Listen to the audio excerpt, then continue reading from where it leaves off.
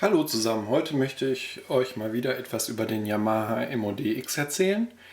Und zwar hat man es ja oft, dass man vielleicht entweder eine fixe Anschlagstärke braucht für einen Sound oder grundsätzlich das Verhalten des Sounds auf die Anschlagstärke anpassen will, und das möchte ich euch heute gerne einmal zeigen.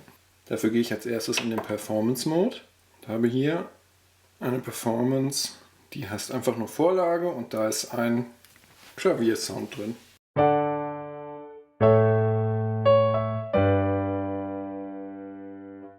Dieser reagiert, ich versuche das mal gleichmäßig zu machen, leichter Tastenanschlag und immer mehr werdend.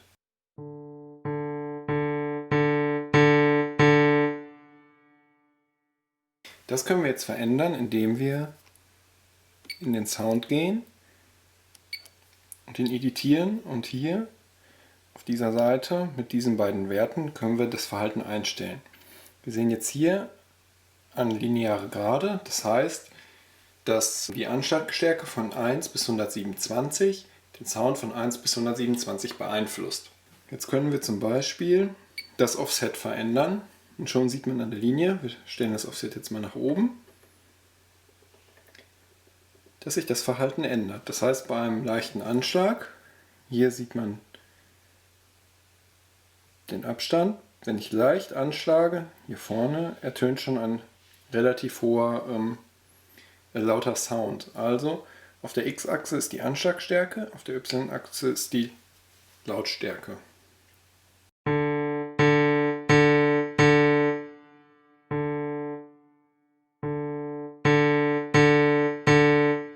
Sieht man schon, bei einem relativ leichten Anschlag ist es sehr laut. Wenn ich das jetzt komplett auf 127 drehe, habe ich einen fixen Anschlag.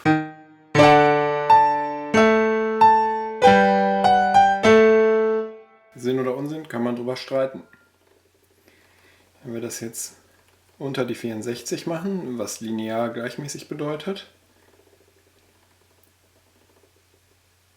ist es so, dass selbst bei einem lauten Anschlag oder mittellauten Anschlag der Ton relativ leise ist.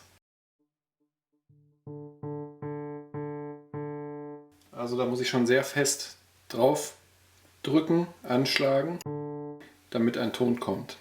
Was kann ich noch machen?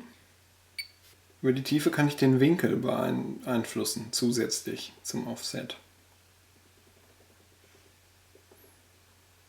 So zum Beispiel habe ich bis zur Mitte ungefähr bis 64 einen linearen Anstieg und danach immer volle Lautstärke.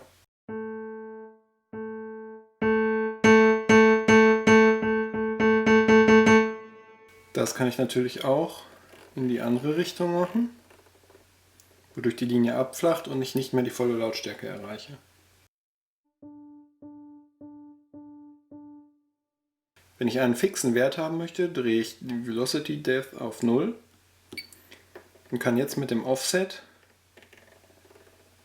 die Lautstärke von 0 bis 127 verändern, wobei 64 in dem Fall 0 ist, das heißt, ich kann es nicht in Einzelschritten machen, sondern habe immer eine Zweierschritt dazwischen, aber das wird im Normalfall ausreichen. So habe ich einen fixen Wert, den ich da auch beeinflussen kann.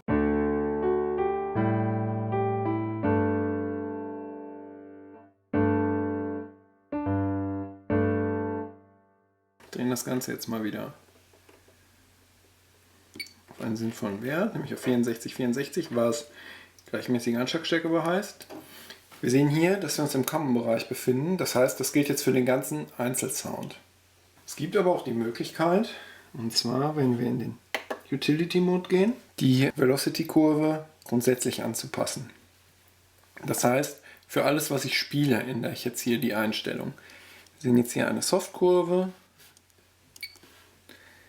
Wir können normal wählen, wir können hard wählen, white und fixed.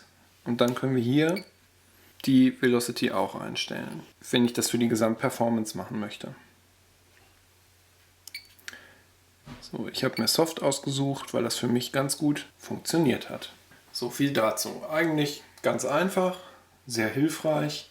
Wir können ja jetzt einfach mal ein Beispiel machen.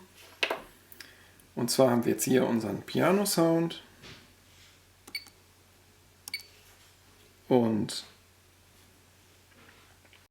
ja, stellen den einfach mal so ein,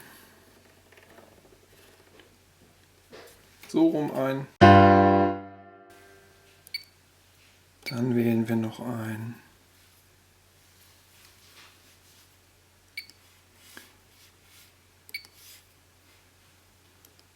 Streichersound dazu.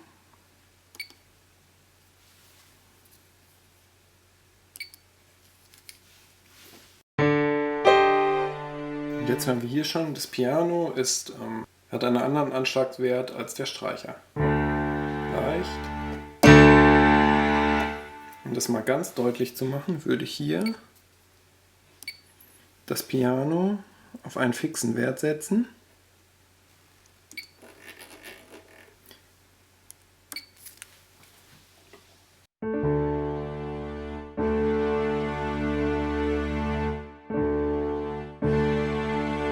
Das Piano ist immer gleich laut, der Streicher wird laut oder leise. Ich hoffe, das hilft euch ein wenig. Vielen Dank und tschüss.